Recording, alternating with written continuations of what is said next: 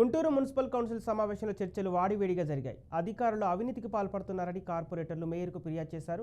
నగరంలో మున్సిపల్ అధికారులు అక్రమ వసూలుకు పాల్పడుతున్నారని కార్పొరేటర్ కోవెలమూడి నాని ఆరోపించారు. షాపుల యజమానుల నుంచి వసూలు చేసి నగదు కార్పొరేషన్లో జమ కావటం లేదన్నారు. విచారణ చేపట్టి బాధ్యులపై చర్యలు తీసుకోవాలని నాని డిమాండ్ చేశారు. నగరంలో 30 సులభ కాంప్లెక్స్లకు అనుమతులు వచ్చామని, వాటి నుంచి వచ్చే డబ్బు కార్పొరేషన్లో జమ చేయడం లేదని డిప్యూటీ మేయర్ డైమండ్ బాబు తెలిపారు. ఎవరి జోబుల్లోకి నగదు వెళుతుందో విచారణ చేయాలన్నారు. గత 2.5 సంవత్సరాలుగా మేయర్, డిప్యూటీ మేయర్ ఏం చేస్తున్నారని తూర్పు ఎమ్మెల్యే నసీర్ అహ్మద్ ప్రశ్నించారు. ఇప్పటికీ సుమారు 20 కోట్లు ఆదాయం ఎక్కడికి పోయాయని నిలదీశారు.